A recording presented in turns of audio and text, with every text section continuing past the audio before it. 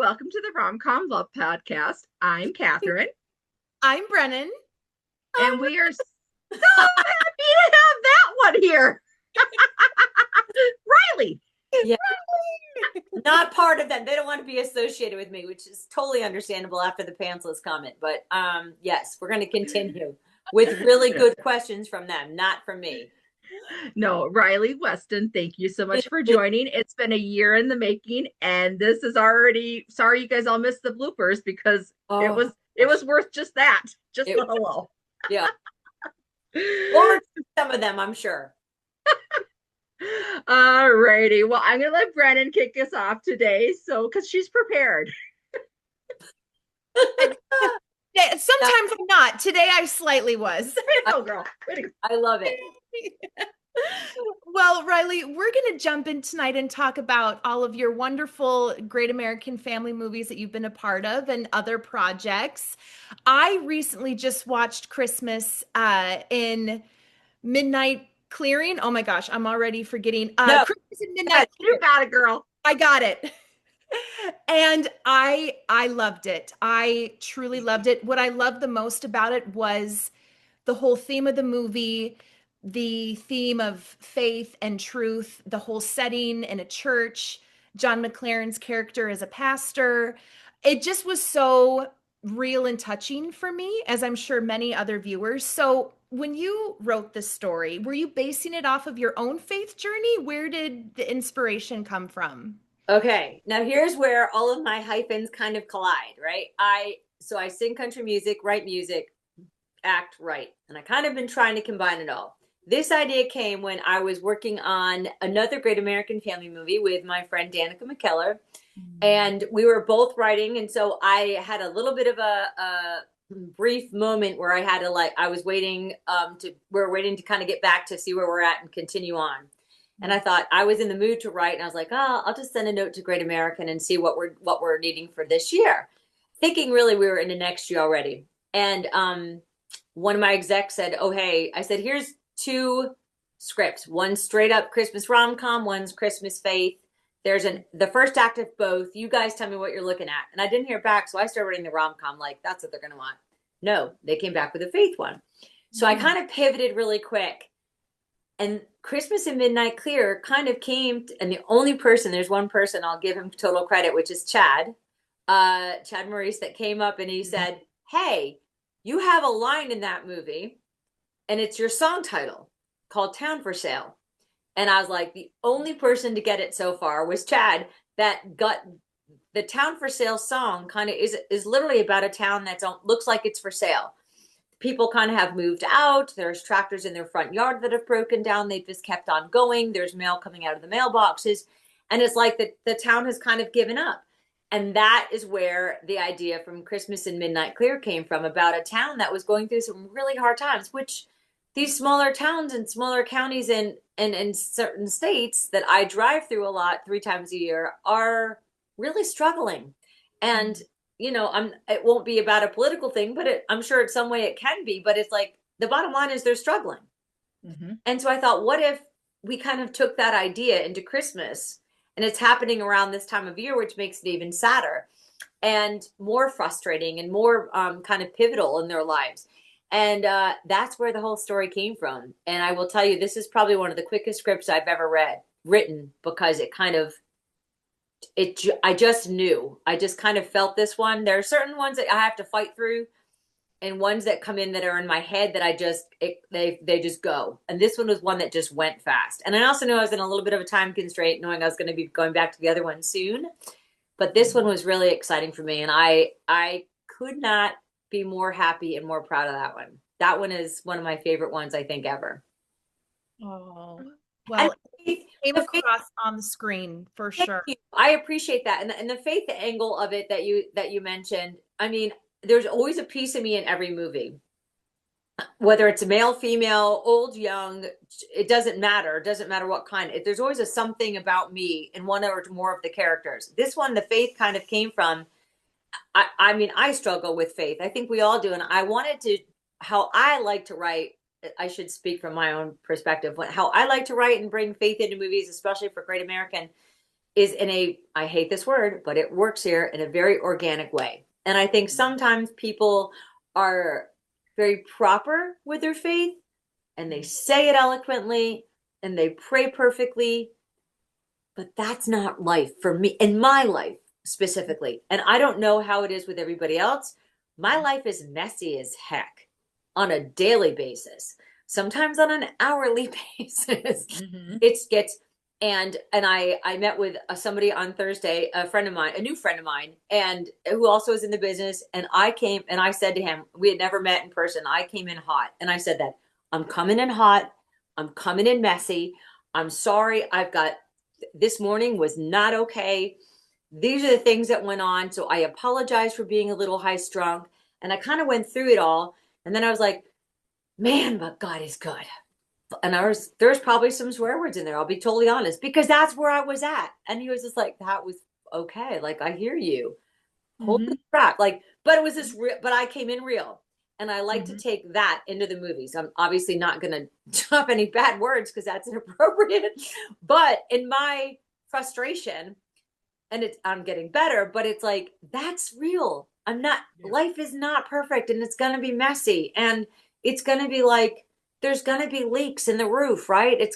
There's going to be parents and kids not getting along, especially adult kids. And I forget which movie it was. I think it was the one that just aired, where, and one of the lines is, I wish we had a manual as when we become adults, but we're still kids, how we're supposed to be adult kids in a relationship. Like, that's a tough thing. So I always try to think of something that I'm going through, but also something that's realistic that I think we can all relate to. And faith is, we are going to have our own journey. Everyone's going to have their own thing. And some people are going to be organic when they're very proper about their faith. That's just not me. And I feel like in the movies I write, I can at least be a little bit more honest with how I bring it to the table. And if it works for a lot of people, great. If it doesn't, sorry, watch the next movie. But I'm going to give it to you exactly as I feel it, which is a messy, real way of looking at it. You know, it's hard to come by sometimes. We definitely appreciate the realness, Catherine and I. We truly do. Thank you. Thank you. I mean, I don't know, but for me, I grew up at a church where everything was prim and proper. Same. And so if you were a sinner, because we all are, you were being, it wasn't about why you need God. Instead, it was about judgment. And for whatever purpose it was. And it wasn't until like I went to a church that people were like, yep, just yesterday I got arrested. I was broken and beautiful over here, and then the song Broken and Beautiful makes sense. Mandy stuff. Oh, she was my favorite. But yeah, I just like I went to that same kind of church, and it was like, you're in trouble. Fire, brimstone, heaven and hell. And I'm like, oh my God, I'm never going to end up in heaven. Right. Yeah. When you're a young kid and you go to Sunday school and you start looking at this, you're like, oh, how is this going to ever, I'm afraid to grow up. I'm afraid to try anything, because what if I fail? I mean, there are different beliefs that I might have that someone doesn't have, but I'm also willing to listen and hear. Exactly. I think we all can be a little bit more open and broader in what we consider other people's faith lines and share. And if we can do it in an organic way, we might just open up somebody else's eyes that might have been struggling, that can hear it differently and go, oh, okay, so that wasn't great what happened. That wasn't great what I did. But that doesn't mean I'm going to hell for it. And that doesn't mean God doesn't love me, or that I can't try better and do better tomorrow. Yeah. Well, and that's how you as a writer actually touch people, because you're open, you're allowing yourself not to be in that one track of, like, as much as you're joking. I mean, I'm not going to quote a Bible unless it's going to be like, I tried to do that Midnight Clear, where the dad kind of made not jokes about it, but like he took scripture to made it real. He wanted cookies for breakfast, so he pulled out a great scripture about always eating. Like, I try to make stuff like light, because life is heavy enough just by getting up in the morning, man. Like, it's just it's hard. It's hard what we're doing on a daily, no matter what career you're in, no matter what business you're in. I don't know how people I don't have people raise kids. To this day, I'm like, every time I meet a parent, I'm like, wow, you're amazing. And they're like, like, how do you get up and raise your kids? Like, I can barely keep my dog going. Like, half the time I have to freedom. Like I like Barely take care of myself. Yeah. You know what I mean? Like there's so Yeah. I haven't shot for 3 days. Like I've been writing. Like I can barely get myself together. Like and yes, there are some days that I'm like, oh wow, it's time. It's time. Get in the shower, Riley. That's why we're friends. But, Yes, you know, same. Like, should I wash my hair today? Oh, fine. listen, you've got clean hair day. You know. Hence the ponytail today. I'm like, whatevs. I mean, so good. right, Nicole saw me with a hat on because I'm like, girlfriend, I'm deadline Hats mode. are for. Turning the script on yesterday, so I was like, there's no time. Right now, it's all the cute Christmas hats, so it's really Yeah, okay. you're good. You're covered. I'm covered. Oh my gosh. So you but speaking of that, God had you quite busy this year because we've been trying to do this for a while, and it's like literally you're always like, oh, something else has come up, which of course beyond excited for you. But you had, so we have How We Met This Christmas, which is coming with Danica. You co-wrote with Danica, and Jesse Hutch will be in that with. Now, did you write the character you are for you in that? I did. Danica, I had never co-written a movie before. Danica had never written before. She had, but not like a co-write job. Mm-hmm. So we did it where she did a lot of her stuff with Jesse, and I did the other stuff, which was fun. And we have similar tastes and humor, so it kind of hopefully it will flow like it's all one. I think it does. But so that was pretty fun. But we knew that character was going to be in it from the beginning, so that was fun to do, and it kind of grew from there, and I was very blessed to have this network support it. They loved the idea from the very beginning, and hopefully it's good. It's fun. Oh, no, I'm excited. I was just like to see you on screen too again made my day. I did 2 back-to-back this year. That was the second one I did this year. The first one was a thriller. That will come out next year at some point, and I had the third lead in that one, and I was the comic relief in a thriller, which they don't do a lot of those, but so it was kind of fun to have a fun part in a thriller. But it was fun. Colin Egglesfield stars in it. He kidnaps me. That's super. Good times, man. Good times. Did you see he kidnapped? Might as well be by Colin. I mean, we love Colin. Yes, Colin is huge Colin fan. Favorite people. There are so many bloopers we have just from Colin and I trying to keep it. We did one where we were getting a little punchy and it was late, and we just started doing something highly inappropriate and dancing and singing, and somebody caught it on video, and it's absolutely absurd. But I do, and he's so good in this movie. He is so good.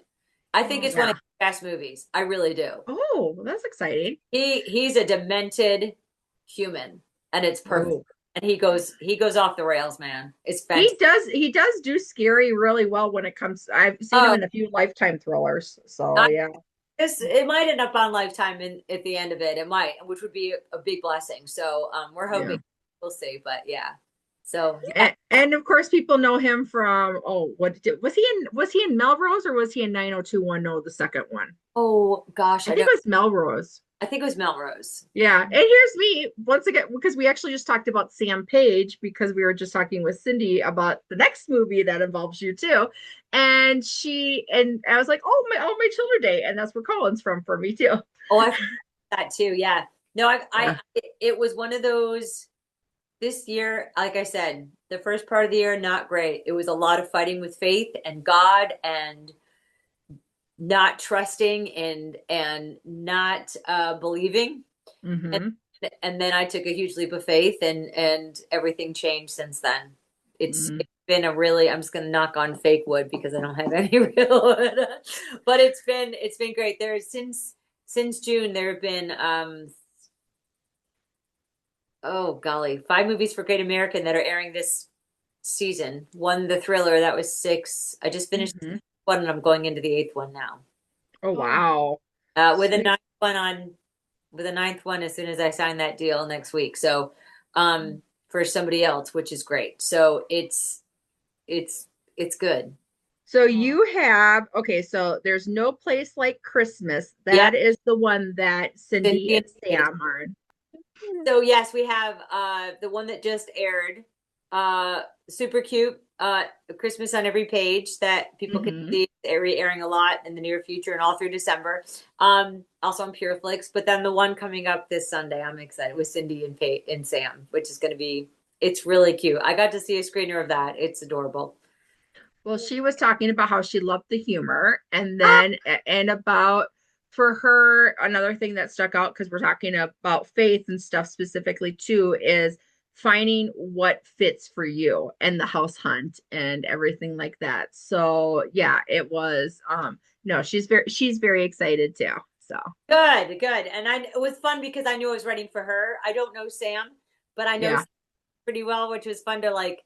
It's always more fun to write for people that I know and that I'm friends with, obviously. And even if I just know who they are and I can just picture it. But yeah. yeah, I mean, I wanted to make sure there was not about faith as much as is finding the peace inside, Mm-hmm. like finding that, and I just kind of felt like that was more her. It just fit. It just fit, and I'm so glad Mm-hmm.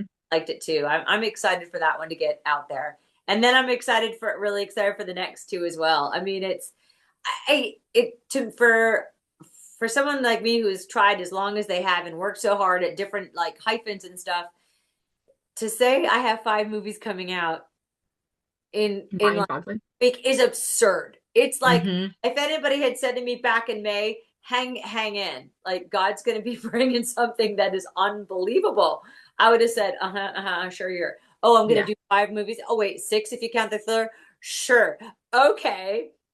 What are Mm-hmm. you drinking? Like I would never in a million years. So I'm extremely proud. I'm so very grateful. And I'm really just dang excited to finally like be able to do what I love, right? And share it. Um, Absolutely. that's been the fun part. Yes. That's incredible. I mean, just what a blessing. And like you said, God is so good. I just watched Paul Green and Candace Cameron Yes, the tidings. the Mhm. tidings Yes. last night. And just that whole message in the movie of, trusting God and God is in control. Yeah. 'Cause that's a struggle. That's a struggle for me. That's a daily choice. Yeah. Yes. And I know Catherine and I both, we've just so appreciated these themes in the movies this year. Every movie, it just has been Yeah. truth bomb after truth bomb. Yes. And Mm-hmm. we have just been so grateful and thankful because just with people need it anytime, but especially with how the world is right now and how much Great. more the world is becoming. Yep. So we're just so grateful for these messages that you all are writing and it's hitting home. And so just thank Thank you so you. much. No, I thank you guys for watching, and I love that, and I want to share that with the networks too, and just be like, people need to know that it's going to be okay, and if it's a matter of an, I mean, I jokingly say it, but it's true. I'm like when I was talking to somebody about the Writers Guild and having to leave it because networks can't afford to hire Writers Guild that much anymore, and I was like, I could wait for another job for how many Mm-hmm. more months or years, or I leave and take a massive Mm-hmm. cut in everything and a huge leap of faith, but Yes. also be able to do what I love. And so I've always said it's never been about the money for me. So okay, let me prove it. Like, Mm-hmm. but I get to do what I love and try to start incorporating the acting and the music and the writing all at once. This is what I've been waiting for. So, but I mean, it's like what we talked about earlier. It's a matter of that real faith. And I think each Mm-hmm. writer kind of brings their own to it. Some of them are going to be a little bit more proper and a little bit more traumatic, maybe, but in a good way. And then you're going to get people like me that are still trying to figure it out, and you're going to get the everyday America faith, Mm-hmm. And I Yeah. think there's room for all of it. And I think, and that's what I love, putting in a piece of myself and a piece of my own faith. Whatever I'm going through, you can kind of like see where the struggle's at. Well, what you said when you were talking about how like for Bible verses and stuff like that, you do it Yeah, more of a playful way. And I was gonna, like I stopped counting the amount of times where I necessarily would think of something biblical from like inspiration quote or whatever, because you're not looking for, you're waiting for Psalms, and you're not seeing that. And then, but of course, God is using it in whatever way that needs to meet you. He's going to meet you and meet yeah, all of us where we're at, which is what I keep struggling and forgetting, like he's here just waiting to meet me. yep, yeah. So yeah, I think, like it doesn't, there's absolutely like, a place for everything, that it doesn't have to be, it can just be that nudge. and that nudge is going to get somebody in the back corner that you would never thought you would have. Yeah, and you don't have to have, it doesn't have to be a scripture. If it's a matter of somebody going out of their way, paying something forward, making a phone call to somebody else, stopping to say how are you and really waiting to hear what they say as opposed to continuing on walking. Like there's so many things we could do as humans that we forget, that just to make somebody else, you know, again, to make it good for somebody else. Whatever we're going through, there's somebody else that's got it worse. And I always try to remember too, when I'm in a bad place, I don't know what somebody else is dealing with, that they're in their own space, you know? And I think, and I'm the first one to forget that too, but it's those little things that if it's not going to be a scripture that we're going to quote from the Bible, that, okay, but can it be a kind word?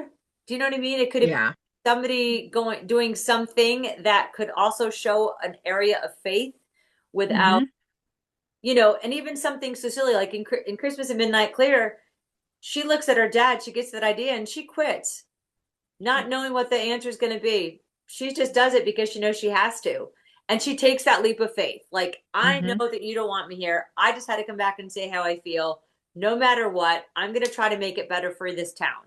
Like walking away from her family and the town. Like, it's just, even though that's not about the Bible or about God specifically, it's about taking a leap of faith, and that still has to kind of do with it in a roundabout way. So thank you for watching. That makes I'm gonna throw one at you that just came to me. So because we just saw Wicked, and you know, where you would not think you're gonna get God from you. I mean, but you know, good and evil. But I was just thinking for the song For Good, because I knew you, I've been changed for good. And of course that's, I'm going to say 99% was not written about God, but boy, could that be about God in 2 seconds flat. Yeah. I mean, there are so many things that you could take depending on what kind of space you're in. Exactly. Yeah. There's a song in oh good golly. It doesn't matter. Well, I could keep going about different music, but like you can hear that, and that's, again, I have a couple songs that are more faith-based and some that are not. And I mean, I listen to, it's either country or Christian. And then the last year that I've been struggling, it's all Christian music all the time, unless it's Christmas. Since last August, been on a year ago, August, only literally The Message on Sirius XM, which for me is a big deal. I haven't loved country music recently. For a lot of different reasons that we won't get into. So I kind of, and also my faith needed lifting. So I listen to Christian music all the time, but I just feel like there is a space in this market for rom-coms to exist with also the message. I just, both. Sorry. Hi, puppy. So come here, buddy. He doesn't need to go. He's like my peeps. He's such a big fat dummy. He's barking and yet he doesn't have to go to the potty. And he also, he wants to go to bed is really what it comes down to. He's like, Mom, you've been talking for an hour. And also it's raining out. So when he gets out there, he'd be like, oh no, I don't want to get wet. So he's gonna no. Well, and I was gonna say one of the merges of like was it Jelly Roll with Brandon Lake? Yes. I mean, like, who would have ever thought that like that was gonna be your song of the year? And I'm like, sir. No, sir. Sorry. That's okay. He's a good pup. He's not a good pup. What kind of dog is he, Riley? Huh? What kind of dog is he? He's an English lab.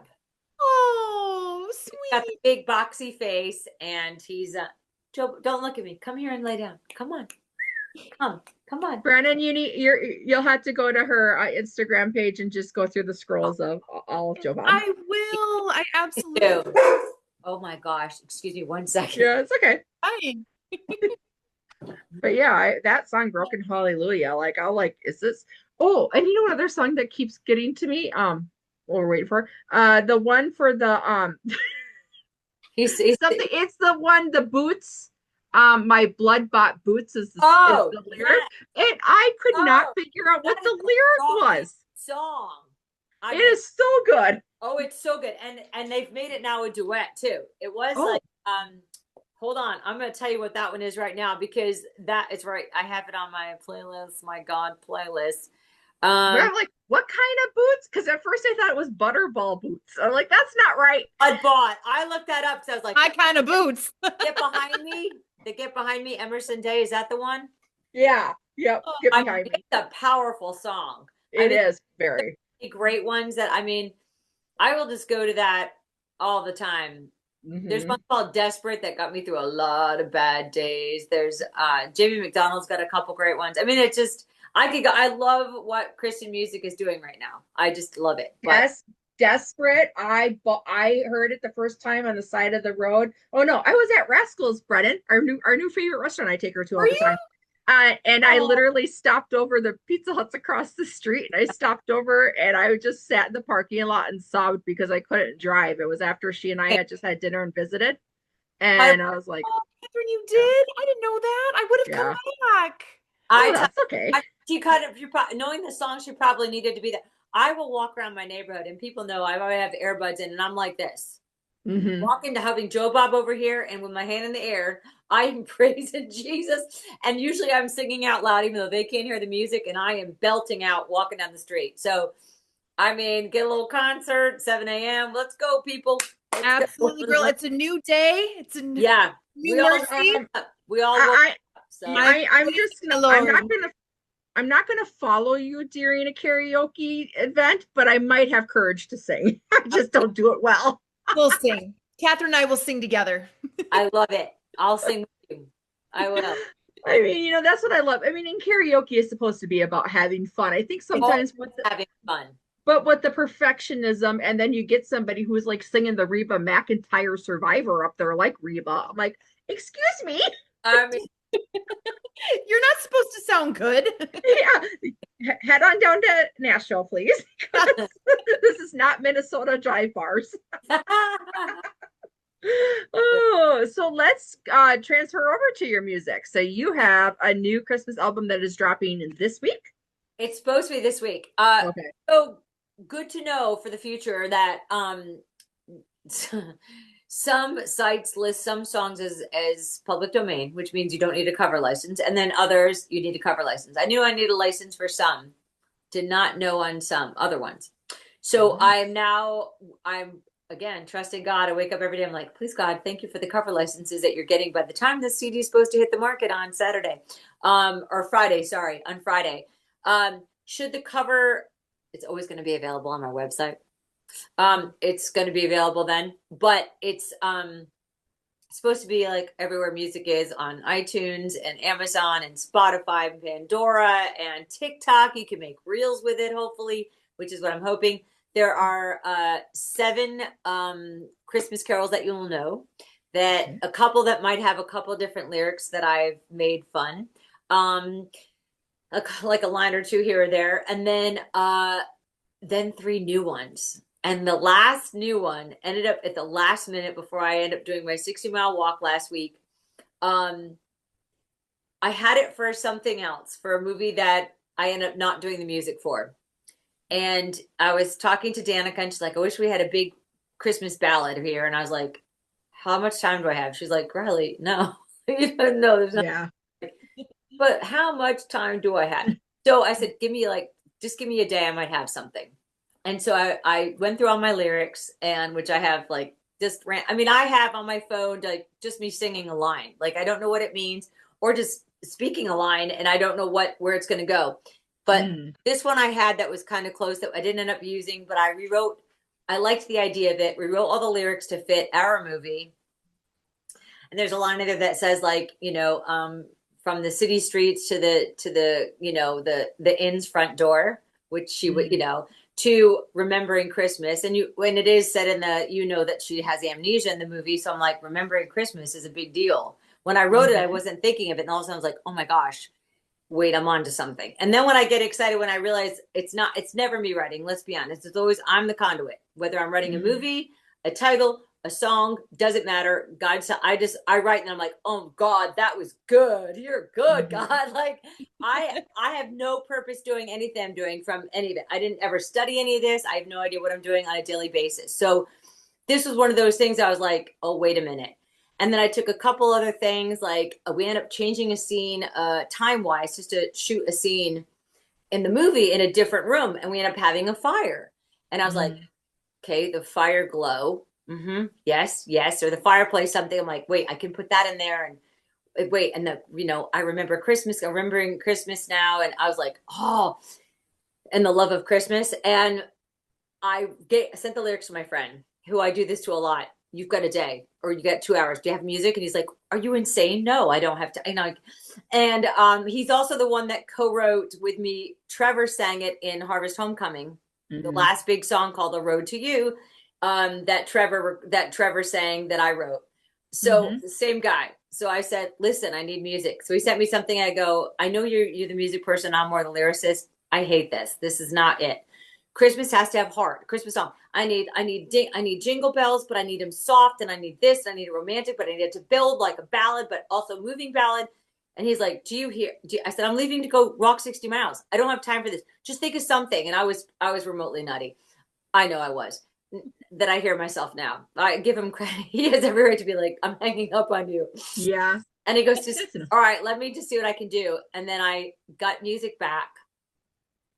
It was a Monday night. Or like a Tuesday night, and I was leaving that Thursday morning, and my CD was almost done. I had one more song, Silent Night. That was it. It was going to be quick, easy peasy. He'd mix it. We'd be ready to go. All the other songs are done, and it was going to be 9 songs. And I hear the music, and it's like dun dun dun dun dun dun, and these little bells, and I was like, oh, and I didn't even have to. I got chills even doing it for you guys, even though it's not making it what it is. And I was like, this is it. Haven't even heard the end of it. I'm coming over tomorrow at 11, and I'm going to record it. And he's like, do you know what you're singing? I'm like, I've got no idea.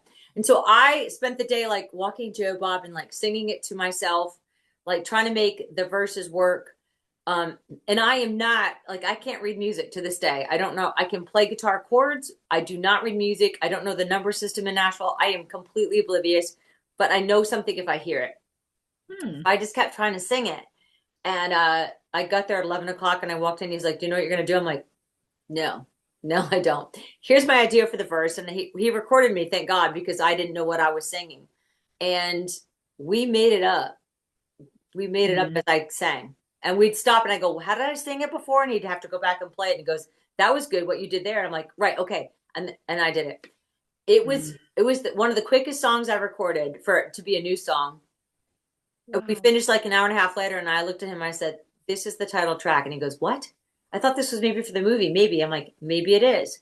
But whether it is or isn't, this is my CD title track. He's like, you're putting this on the CD. I'm like, how fast can you mix it? And he was like, oh my God, Riley. I'm like, this is the title track. I just changed it. This is it. And I never understood that. I've heard this from so many other singers, like, oh, they heard this song and they had to make it. I'm like, this is what happened. And I love this song so much, and I am so flippin' excited for everybody to hear it. It's like, and I hope they end up using it. I don't know. I won't know till it comes out.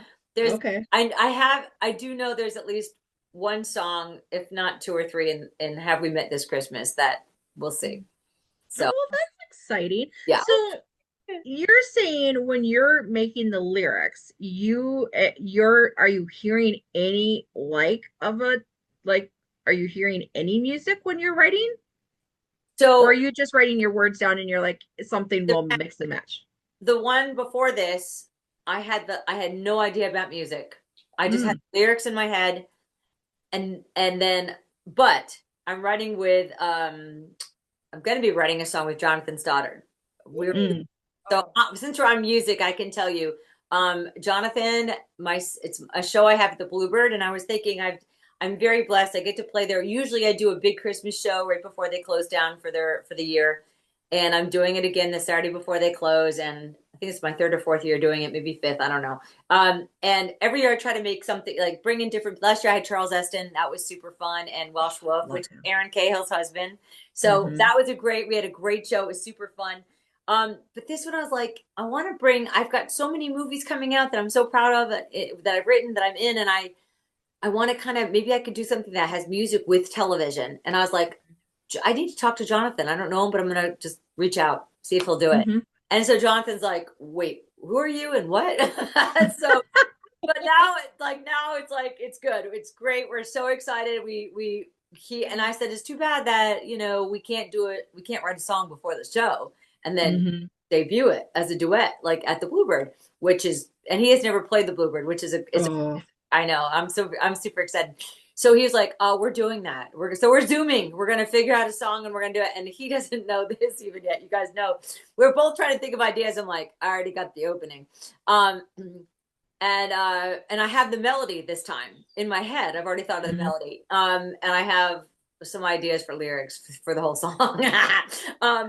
And so it's gonna be me and Jonathan, and then I asked my buddy Rob Mays, who's got So Rob's got like Up TV and Hallmark and a couple other streaming stuff and independent stuff. And I've got some independent stuff, and I've got, Hallmark and Lifetime, and obviously a lot with Great American. And John does a lot with Great American and Up. So I'm like, we're all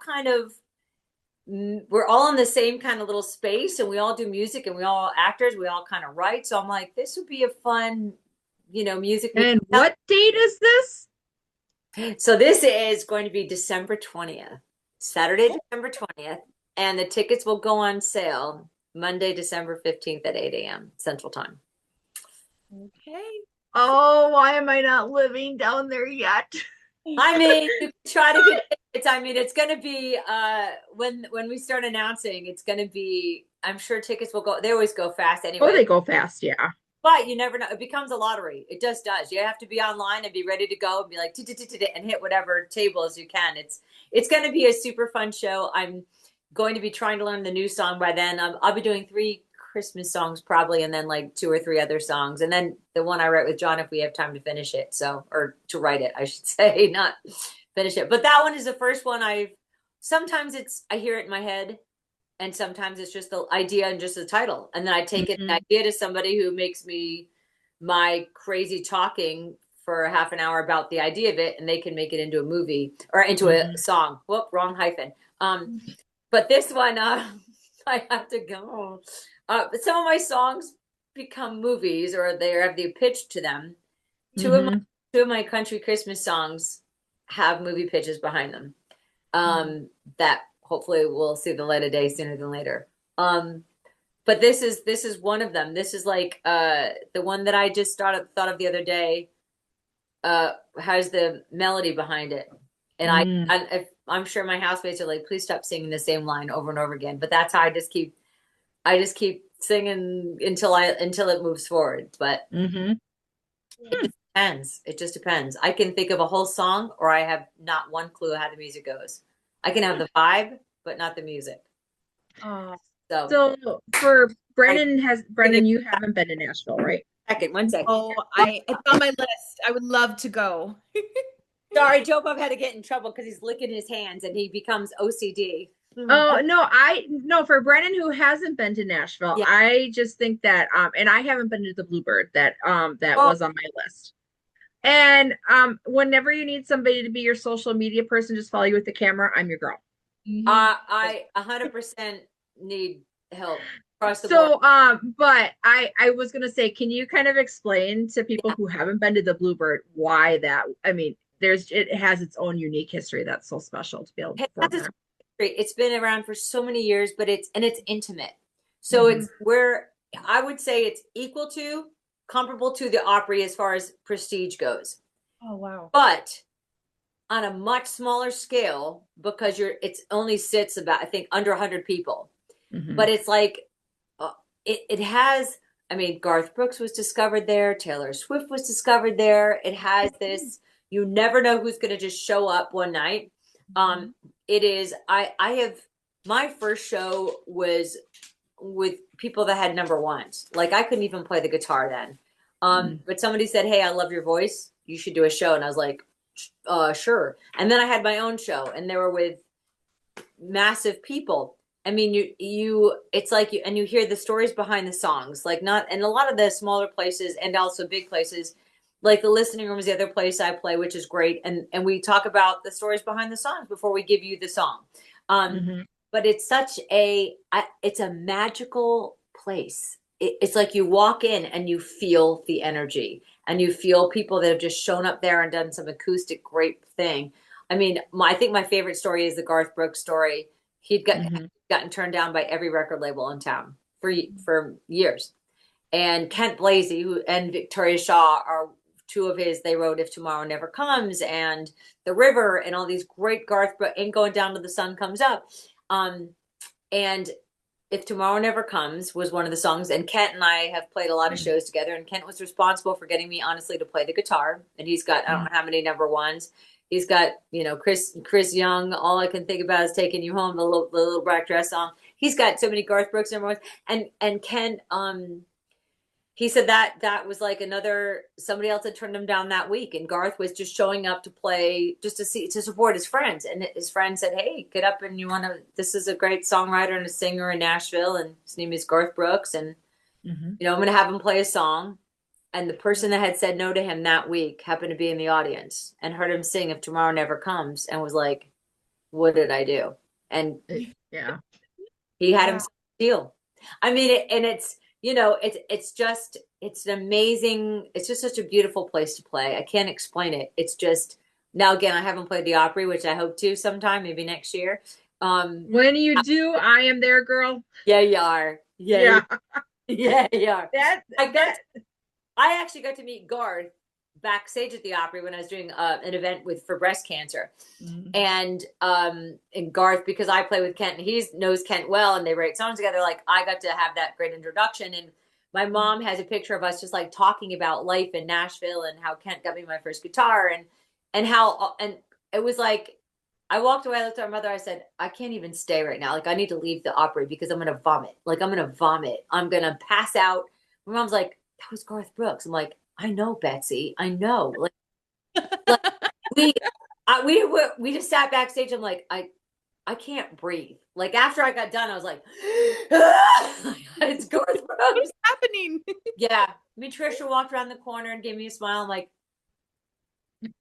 I mean, it was just, Dolly or Reba, I'm on the ground. It's not going to be pretty. I am so bummed you were sick the weekend I was there, because that was like a beyond.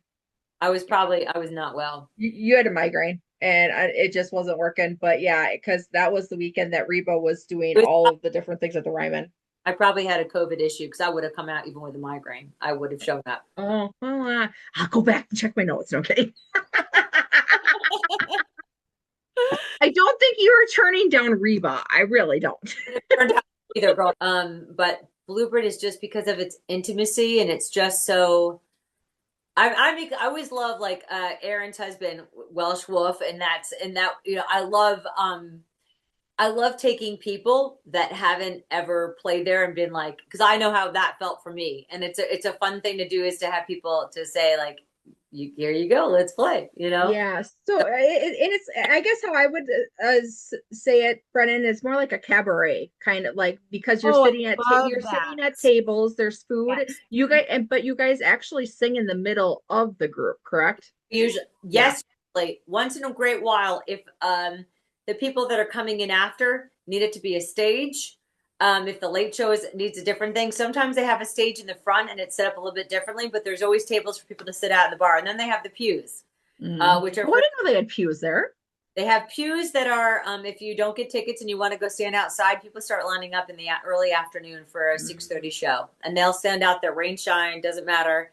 And those people are allowed in the pews and at the bar. The bar, they don't. I know they might start booking the bar seats now. They started reserving a lot of seats, except the pews. So, yeah. Cool.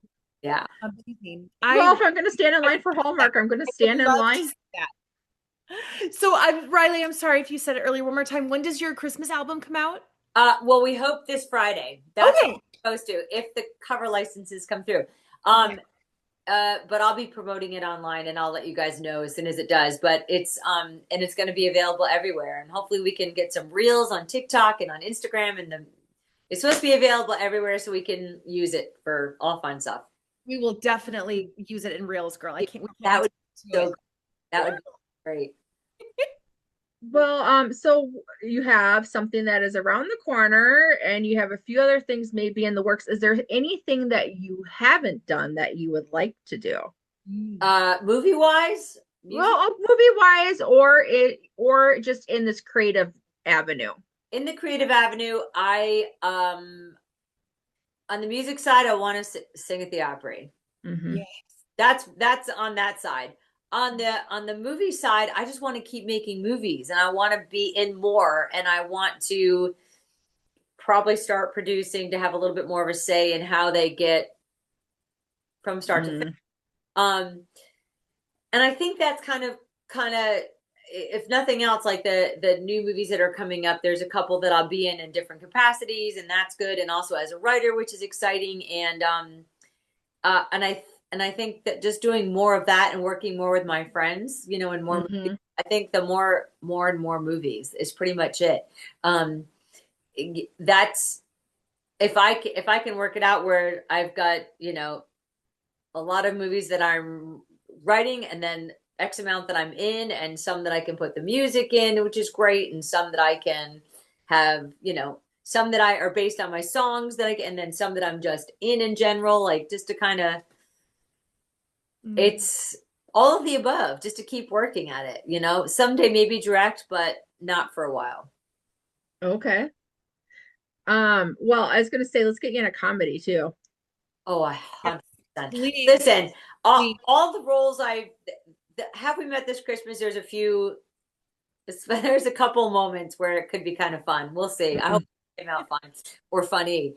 The Thriller, I am the comic relief. I mean, I spend the whole time trying to get my boss, who's a big, you know, huge prosecutor in Chicago. I try to get her on blind dates. I set up a profile for her without her knowing, and try to, like, I mean, I should be fired. But I should have been fired. But my character's funny and tries to make light of like heavier situations, which again should be fired. But before it gets heavy, she's funny. And I love the I keep trying to push a little bit more comedy on Great American. And I think most comedy that we're going to see, honestly, ironically, is going to be with Jill and Trevor. That I'm excited more comedy, and I push for some comedy that, I mean, even though it was like, I knew I was pushing it, I would say that right in the script. I know this is a lot, but I really feel like this is a good, and I would write it right in there, because I know they're going to be like, absolutely not. And I'd be like, I did. I pushed, and a lot of it was kept.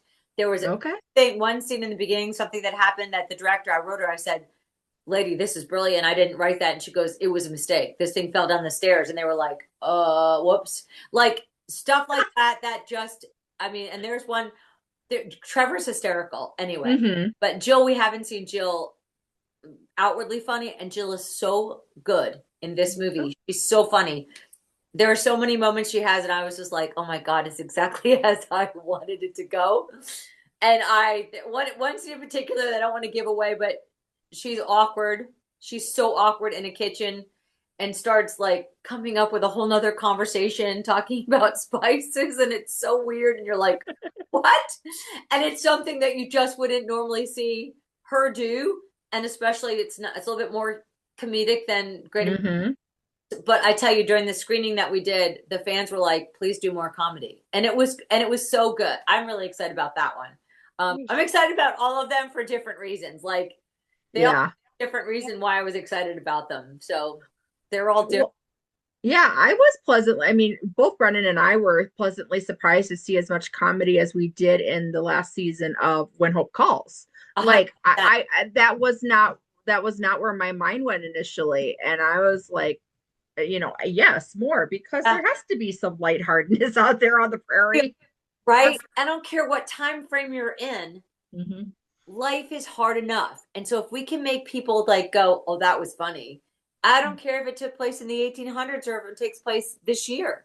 Like, look, if someone followed me in a camera and first of all, no one would want to see on a daily basis, but also if people could see what happens on a daily basis in my house and with my own life, how many times I fall, trip, scream at the dog, fall over the dog, love on the dog, make out with my dog. I mean, let's be honest. Like, I come in, I'm covered in mud from building the Winter Wonderland. Like, yesterday I was on my neighborhood whole like entryway, standing up, like putting wreaths on the lights because no one else is like the things that I mean, on a daily basis, life is too hard. So why not? You gotta laugh at the stuff. I mean, you've got to laugh at the crazy stuff that happens. I mean, it doesn't even matter the stuff that I put on a daily basis. I make myself laugh. Oh, well, that's all that yes. matters. I It's like so healthy to laugh at yourself. Yes. because life's it's like, but that's what's real. So if we can bring that into the movies, why shouldn't we? You know? Yeah. Yeah. Right. And there's Well, no so, say that faith can't be equal to the comedy. oh, 1000%. And actually, Brennan has some questions on some comedies that you've been in. Okay. Ooh. Let's go. Well, I did peek, Riley. You wrote Hallmark's Good Morning Christmas. Is that correct? Love. That's one of my favorite movies I've ever written. Oh, Because of the comedy. And the yes. so perfect It's comedy. such a delightful watch. And December 15th, I think it's re-airing. oh, great. Perfect. Yeah, Yes. you're really good about reposting those. Yes, thank you. I try. Oh, it was such a good movie. And the characters in that movie, I mean, it was so fun, so much laughter, so many goodies. For you, what would you say is your balance between like writing a Christmas comedy versus writing like a sentimental, Christmas movie? Like, what is the balance for you between the two? Like, what do I like more, or how do I put them both in together? Yeah. Okay. Love. So I think it's okay. So if it's like combining the two, like Good Morning Christmas had a little bit of both, right? It got a little sentimental. I Yes. think it becomes like at some point it's the character's evolution where you're going to see the sentiment come in when they find each other on the same page, so to speak. Then it's easier to go there. And of course you have to hit the marks, right? Like you got to make sure each act has its own little, like, make sure we do this, this, and this. It's what we just do. But I just always try to make it a little bit different. Or like Good Morning Christmas, that they both wrote the prayer, like on the mistletoe wish list. That it was the exact same thing that they just couldn't share with each other until the very end, not knowing what the answer would be. Like that kind of thing. I just love. What do I want to see? That always comes down to, if I'm watching this, am I bored? And if so, I have erased the whole scene before I can even think about it. Like, if I am not intriguing myself or entertaining my own self writing it, I'm out. If I don't cry, if I don't get teary-eyed, even though I know the end of the movie, I've just written it, I haven't even turned it in yet. But if I don't get a little teary-eyed at those moments, then I've missed something. Even though I know it's coming, I wrote it. But I want to know that I still have that moment. There's not a time where I don't see Good Morning Christmas, as many times as I've watched it, where he doesn't, and she's trying to find him, and the cameras are following him. I always have goosebumps. I know what's coming, but I get excited watching it. And then when they finally hit in the middle, and she kind of pushes him, which was all Allie Sweeney that did that, which was brilliant, and they allowed it. But when he picks her up and puts her on the carriage, I'm like, oh, what just happened? And it's that moment, and you know it's coming. Like, but I just love those. I mean, I think that's what we're all wanting, right? We all want that love. It doesn't have to be that big, but man, if you've waited like I've had, and I think that y'all have, like, I don't know where you are in your life, Brendan, it's not my business, but like, if we're waiting for that true love, you want that. Like, I can't live without you. And it's that moment when you realize it. And I think that's when the sentiment kind of becomes not easier, but it writes itself in a way, without trying to be overdoing it. And as far as the comedy goes, like, these are the people that had the like three-legged wreath race, which was the first thing I ever wrote, but it worked. Like, it was funny. And in my head, I pictured it, how they were doing it. And I thought, this is just fantastic. Like, it's just, I just wrote something in this movie I just turned in. It already has been cut because it's just, I didn't think it was an immature thing. It was viewed as an immature. Somebody viewed it as this could be immature, which I'm like, how about the people that blow up with the antlers and play the ring toss? Kind of immature. But I did a fruitcake toss, like horseshoes, but with fruitcakes. And they had to aim at candy canes. And I thought, I try to always think of something different that we could try. But boo. I mean, but you know what? Everyone has their opinion. Yeah. And I'm okay with that. Look, I'm for hire. It's not my movie. I'm not producing it. I didn't come up with a budget. I'm I'm just trying to give you what you want. But I would try to think of something that gives us enough humor where it's not going to be too much humor. Like I put a little bit more humor in this one that's going to start shooting next week, and I had to pull back on some of it.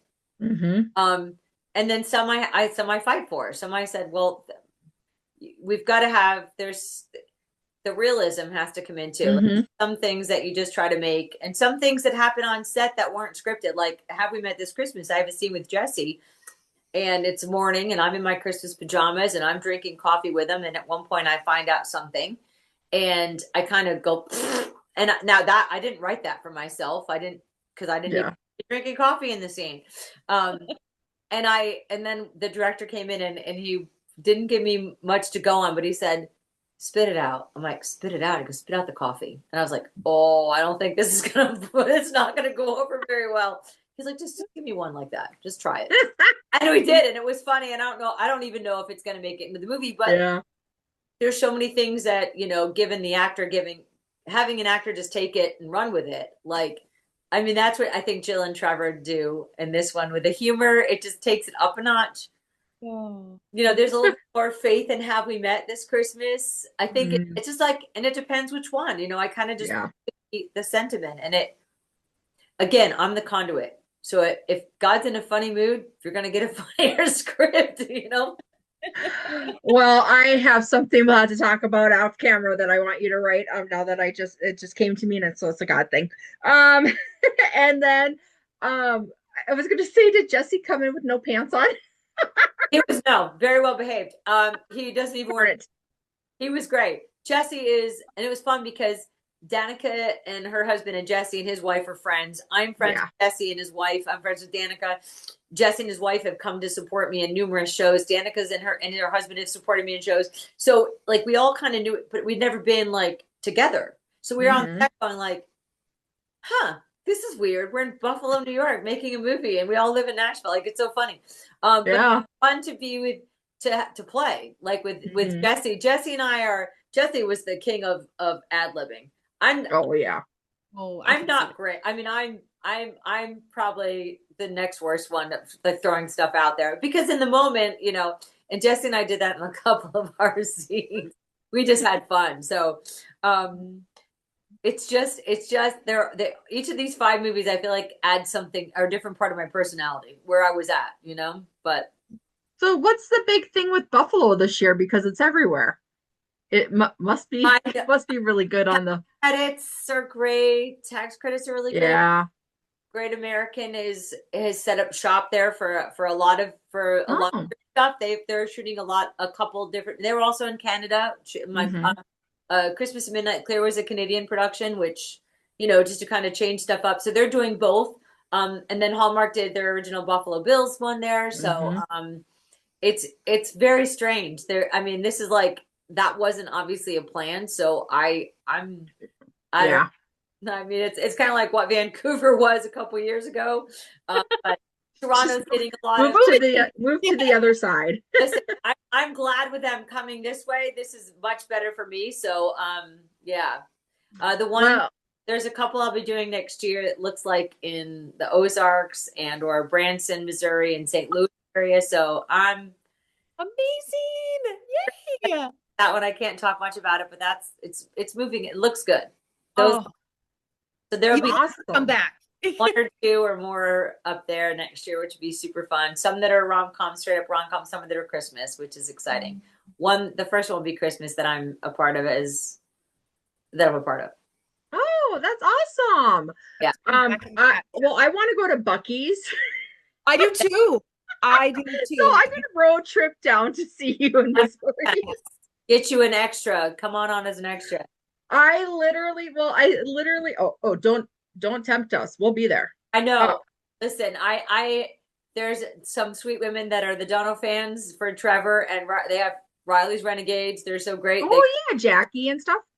And they're so amazing. And one of them lives in Buffalo, and each week that I was there, a different set of 3 different women came up to visit her and came to see me. So it was they're precious and they're so amazing. So we try. Well, we're there. Sorry, Brennan, I've now committed you, so no getting married sometime next year. But you're talking about, I don't know where you are. I always say for her, like, she's been with her boyfriend for quite a few years. I'm like, okay, I'm ready to plan a wedding. Let's get going. Let's go. He's Mr. Hallmark viewer. I'm like, dude. He is. And so many men. He's so great. He watches every Hallmark movie with me, every GAC movie with me. I love it. We love him. He's a keeper. Yeah, he's a great guy. But yeah, I was literally just calling my sister not that long ago because I'm like, everybody talks about this Buc-ee's, and apparently there's some really good ones down in Missouri. I mean, they're like mini malls. They are. Yeah. My friend went to one and came back with 7 different things. I'm like, I'm sorry, where did you go? She's like, Buc-ee's. I'm like, what? It's a gas station. She's like, oh, it's so much more. I'm like, I need to get me to Buc-ee's. Yes. Yeah. Well, you have one in Nashville area, don't you? It's like an hour out. Oh, okay. Yeah. Well, let's end on this one because I know you're a big fan of When Calls the Heart and the Mountie storyline too, because I get a lot of likes from you on those. Are you? Yes. Calls the Heart. I came in the middle. My friend one of my best friend Lauren got me started on it, but we started watching it probably like 5 years ago. But she's been a part of it from the beginning. I have yet to go back. I almost don't want to know about the beginning. I know that's terrible of me, but I like where I started. I like the characters. I don't want to know about the past. I love it. I'm assuming you started in 7 then, or 6. I think 7. What are we on? 12 now? 13? We're going into 13. Oh, 7. Season 7 is one of my favorites to this. Yeah. It's so good. I love it. I mean, I've been watching When Hope Calls on GAF, but I feel like I need to move to town. Yes. So let's talk about this character that you feel that Hope Valley needs. Yeah. I mean, I mean, she could be. I'm not really sure. I don't really care who she is. She just needs to move there. As long as it's I feel like Elizabeth could have a cousin, a niece, anything, a cousin from that she didn't know about. Also, I really don't care who. I mean, I'll be anybody that I'm in. Nope, that's fair. We'll watch you play anybody. Promise. Whatever they give me. I mean, I've told this to Brian Byrne a few times. I don't care what it is. I need to. And has he said sure or? I'm sure he's been like, I'm like, I need to be in Hope Valley. That's all we're going to talk about. Like, I'm moving with or without your. Okay. Yes. I'm squatting. So I think you should have like some sort of rescue scene. Mountie Nathan gets to like scoop you up and, you know. Oh, 1000%. I mean, or maybe somebody else because he's kind of busy. And I don't want to interfere with that. That's a good thing. But clearly there could be other Mounties that could pick up. That's true. That is true. Well, I will say that. So when we had Jennifer Aspen on, she's now she was friends with Pascal Hutton from you had me at her cousin. You should be. That was where I was going. I was going with that. But Jennifer. Sure. Jennifer said she would come in and pull Laffy Taffy or something along those lines. I can't remember exactly what it was. So you're coming in with her. And we're gonna go along that line. Yes, Catherine. She was gonna start a bakery. So yes, right? Yep. Yep. I'm her assistant. Yep. There you go. Bake fresh biscuits every day. It's yep. Yeah. You know a few more people than we do, but we're behind you. Absolutely. Take the support, lady. Go Ballot! Here I go. Go Ballot! I actually listen. I have been there, so that's the good news. We've got a head start. I got Crossroads Springs. I want to move there too. I'm just going to make the rounds. Just come on, let's go. Mm-hmm. Well, what do you think about this? I had told Brian when we had him on that we needed a Hopefuls event or Hopefuls Hardy's reunion in the middle of the country. I don't understand why we're not meeting in the middle here. Let's do it. Why? I love this. Nashville seems like a good middle. Just saying. It does. No. Minnesota. I mean, we are middle. Yep. Sure. We're basically Canadian, so. I'm sorry, Brendan, you had a question. Oh, thanks, Catherine. I was just going to ask Riley, would you ever go to set? Would you ever go to Jamestown given the opportunity? Oh, if I'm in it, yes. If I'm doing any, I mean, I don't look. I am I'm not concerned about the characters right now. Like maybe someday. Right now, I want to like absorb it all. Like I want to do as many as I can. I've been away from being in front of the camera for so long that now I just can't wait to get back. Like it was tough doing two back to back for like, and then great productions with great crews and then being like, oh, got to go back to just singing and writing, which is, by the way, very grateful. And I'm super busy, but I'm like, yeah, but like, what's next? Like, let's go. Like, yeah, especially to work with your friends. That's a fun thing. So hopefully soon. Yes. Yeah. Well, okay, so we're gonna end with and I bet you're gonna laugh at these because of being Miss Christmas, but I am going to challenge you and Brennan about just really quick rapid fire. So hot cocoa or eggnog? Oh, mix both together. Throw collagen, make it healthy. Really? No, but if I had to pick, I'm going to pick hot chocolate, but more vanilla than the hot chocolate. Ooh, that sounds good. I'm with you on that. Right? Like, are you a white chocolate girl? I am a white chocolate. Me too, Riley. Oh, No way. We love each other. I actually don't like the only milk chocolate I will have by itself is like a Hershey's bar occasionally, but otherwise if it doesn't have caramel or peanut butter in it, I don't want it. Same. I don't do chocolate by itself. Yeah. I really don't. Okay. Snow day or a cozy fireplace day. So you want to be hot or cold? Oh, both. I can't. Listen, I know you. Placid. You've seen me in 3 feet of snow playing. I want to be super cold. I want to be in snowsuit looking like I am like a walking snow bunny. And then I want to be inside afterwards in front of a fire writing all day. And rubbing Joe's belly. His belly. By the way, he's sound asleep snoring next to me now that he was barking and had to go out. Right now he's sound asleep. Brennan, are you changing it up from snow day or are you gonna go with cozy? Oh gosh, I love both. I'll still do snow day. I love the snow. Well, also Brennan works for the school district, so snow days are good days because she doesn't have to go to school. Okay. But makes total That's also true. So I have a little bit of an advantage that's not completely but all right. Real or artificial tree? So this is a tough one for me. I will take the real any day. However, there are 1, 2, 3, 4, 5, 6, 7, 8, and 7 trees in my house right now. And I started in October because it took me a while to put up. So if I had real trees, there'd be two sets of each room because they would all die.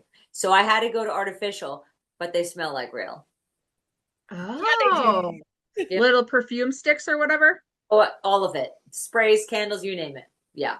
perfect. This is why you're also friends with Cindy, because she wants the real, but she said there's no way it would stay alive. Because of the length of the months. Like there's no way. No. Yeah. I learned that the hard way, but we can go. That's only the story. Wrapping gifts or gift bags? Wrapping. But I also like a good gift bag if it matches the wrapping paper and it's like when I do a couple presents for my mom, presents, I have it's like a theme. Okay. But I do love a wrapping and it's usually brown with like trucks on there usually. Riley, me too. Yes. I love the Christmas trucks. I mean, come on. I do too. Do you have you seen, if you haven't, I will send this to you because I need to do this for my nephews and niece one year, or my nephew and nieces. There is stacked boxes that they just take the 3 presents and make them into a gigantic snowman.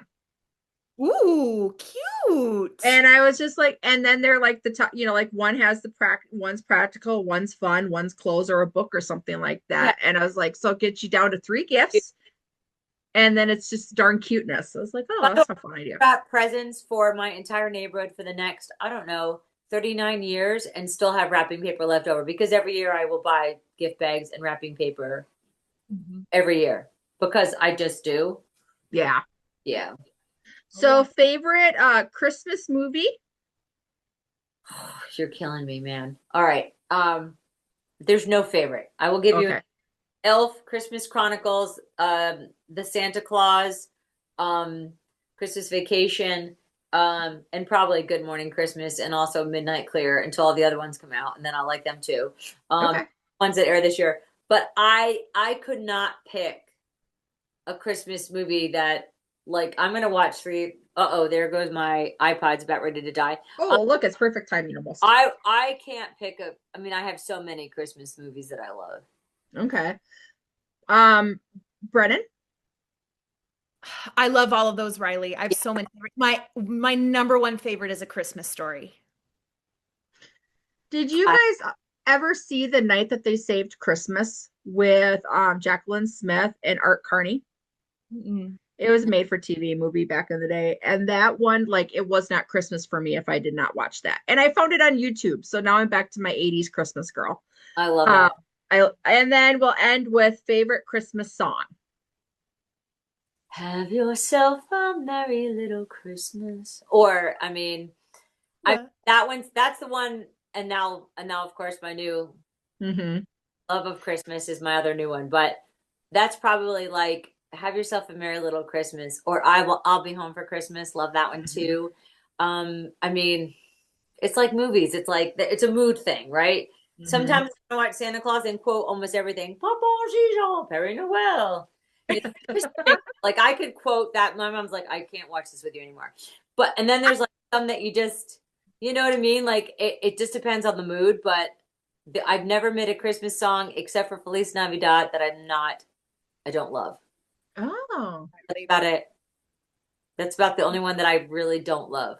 I'm with you on that. That's my brother's favorite Christmas song. Feliz Navidad? Yes. Maca is that. Don't love that one either. How do you feel about Last Christmas? It's okay. I used to hate it. Yeah, I'm better with it now. I don't hate it, but yeah. Yeah, I used to hate it, but now I'm still like, why am I liking this? But then I like it. But I also like that Backstreet Boys and other people have done it too. So I like their versions. And Wes Brown has a great version of it. Oh, yes, he does. Yes, he does. Yeah. Yes. Oh, well, Riley, thank you so much. This was an absolute blast. So great. And I'm so glad somebody could see my super fun pillow. I love that pillow, girl. Send us the link. Isn't that cute? And thank you. And let me just see if I can show you. Fatty Pants. Bob. Bob. Buddy, what a sweet boy. He is so sweet. He wants something, and then he's like Barky Barkerton, as you saw. But this was awesome, ladies. Thank you so much. I'm so glad we finally got to do this. And there it is. Thank you. Oh, it's dying on me. Thank you for watching the movies, and thank you for just supporting Great American and all my friends and all the stuff that we were doing. That we're glad that you're liking it. But I'm super glad that you like these movies coming out. Oh, love you, Riley, and we will talk soon because we have another podcast and some business ideas to talk about. I love it. You just name it. You name it, we'll do it. Okay, sounds great. Thanks, y'all. Bye. Bye. Go for it. Okay, let's start. We'll be serious now. If they could only have heard all the bloopers before this. Okay. I mean, we brief it up. No pants. A man showing up at the door with or without the pants was undecided. But again, I date my dog, and we want to see each other more. That's about it. Exactly. All good things. I mean, totally.